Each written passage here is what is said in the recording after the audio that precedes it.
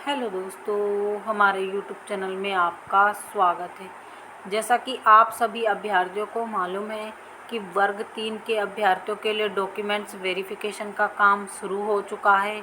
और यहाँ पर आप देख रहे होंगे कि हमने ये पिछली वीडियो में भी बताया है और लगभग सभी अभ्यर्थियों को इस बारे में जानकारी मिल ही चुकी होगी कि 9 अप्रैल से 13 अप्रैल तक डॉक्यूमेंट्स वेरिफिकेशन का काम शुरू किया जाएगा।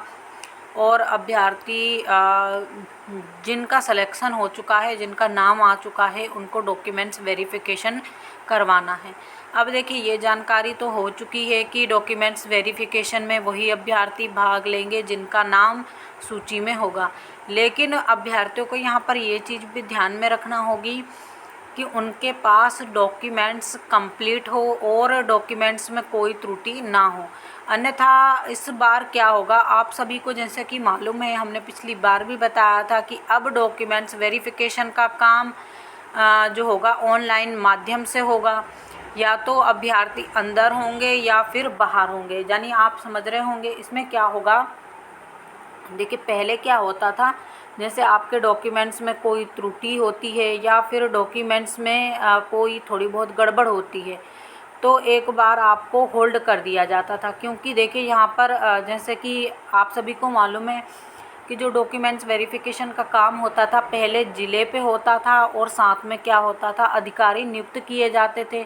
उनको कुछ बेसिक चीज़ें बताई जाती हैं, यानी ट्रेनिंग दी जाती है कि आपको ये डॉक्यूमेंट्स देखना है और इन डॉक्यूमेंट्स होने पर आपको इन अभ्यर्थियों को ओके कर देना। जैसे मान लीजिए कि नॉर्मल सी बात करते हैं, जैसे बहुत सारे अभ्यर्थी, उनके पास जाति प्रमाण पत्र है, मूल निवासी है, आपकी अंक सूची है और साथ में फ़ोटो और जो आपका अगर अतिथि में पढ़ाया हो अतिथि अनुभव प्रमाण पत्र होना चाहिए। साथ में कब से कब तक आपने पढ़ाया वो होना चाहिए और साथ में कब तक आपकी पढ़ाई हुई, ये चीज़ें देखी जाती हैं। आपकी डिग्री वैलिड होना चाहिए। साथ में क्या होना चाहिए, जो आपकी शैक्षिक और व्यावसायिक योग्यता पूरी होना चाहिए। कहीं तो आप अंतिम वर्ष में नहीं थे, ये भी देखा जाता है। ये सब चीज़ों की ट्रेनिंग विभाग पहले ही उन अधिकारियों को दे देता है। उसके बाद ही वो डॉक्यूमेंट्स वेरिफिकेशन का काम शुरू करवाते हैं। जैसे आप देखेंगे कि कुछ अभ्यर्थियों को क्या होते हैं, वो प्रथम वर्ष में होते हैं और या तो फिर उन्होंने क्या होता है, अतिथि शिक्षक और साथ में अपनी कोई भी एक डिग्री साथ में ली होती है। तो यहाँ पर उन अभ्यर्थियों को विभाग का स्पष्ट कहना होता है कि इन अभ्यर्थियों को बाहर करना है। लेकिन यहाँ पर अब इस बार ये सब चीज़ें होंगी ऑनलाइन माध्यम से। अब यहाँ पर आप लोगों का क्या रहता है, मशीन में जितना फीड किया जाता है, मशीन उन्हीं के आधार पर डॉक्यूमेंट्स वेरिफिकेशन करती है। तो देखिए, अगर मान लीजिए आपके किसी भी डॉक्यूमेंट्स में कोई गड़बड़ होती है, या तो इसके बाद देखिए, अगर पहले क्या होता था, अगर डॉक्यूमेंट्स में कोई गड़बड़ होती थी तो उन अभ्यर्थियों को होल्ड किया जाता था। अगर वो अभ्यर्थी, जैसे मान लीजिए उनके डॉक्यूमेंट्स में कोई भी दिक्कत है, तो उनको क्या कर दिया जाता था, उनके इस पर लिख दिया जाता था होल्ड।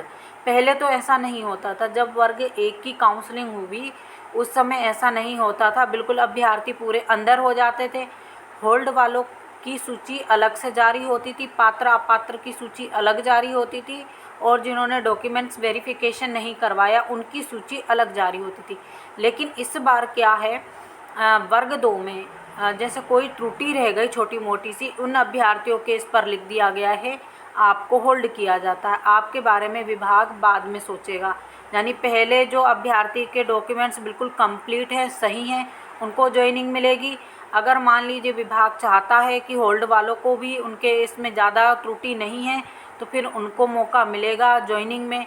लेकिन अगर अब वर्ग 3 के टाइम पर ऐसा हुआ कि आपके इसमें माइनर सी भी त्रुटि हुई, तो मशीन है, आप सभी समझते हैं कि मशीन या तो आपके डॉक्यूमेंट्स बिल्कुल आपको बाहर कर देगी। अगर आपके बिल्कुल कंप्लीट डॉक्यूमेंट सही हुए तो आपको क्या कर दिया जाएगा, अंदर कर दिया जाएगा। यानी या तो अभ्यर्थी बाहर होंगे या फिर अंदर होंगे, यानी कि दोनों में से एक काम होना ही है।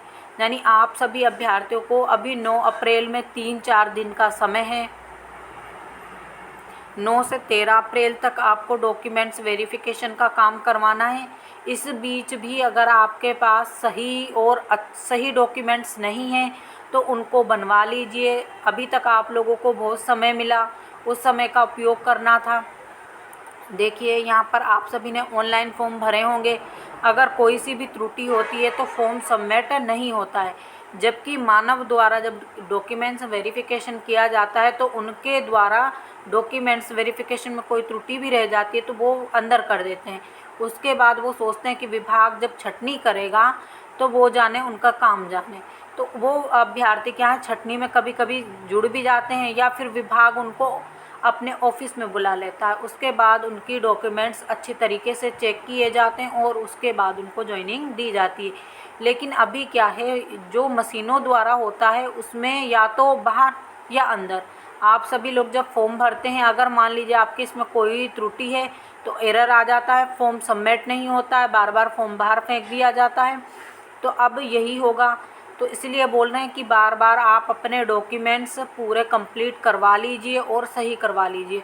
तो मान लीजिए जो भी अभ्यर्थी डॉक्यूमेंट्स वेरिफिकेशन करवा जा रहे हैं, जिनके इसमें थोड़ी बहुत भी त्रुटि हैं, वो सबसे पहले अपने डॉक्यूमेंट्स उठाकर चेक करें और जो पहले वर्ग 2 की लिस्टें जारी हो चुकी हैं उनके साथ मिलान कीजिए कि इनको क्या क्या मंगवाया गया था, इनके डॉक्यूमेंट्स में क्या क्या चीज़ें देखी गई थी, वो सभी मिलान करके ही डॉक्यूमेंट्स जमा करने जाइएगा। तो इसी प्रकार की जानकारी के लिए हमारे साथ जुड़े रहिए। जो लोग हमारे चैनल पर पहली बार विजिट कर रहे हैं, प्लीज़ चैनल को भी सब्सक्राइब कर लीजिए। वीडियो को अधिक से अधिक लाइक कीजिए, शेयर कीजिए। Thank you.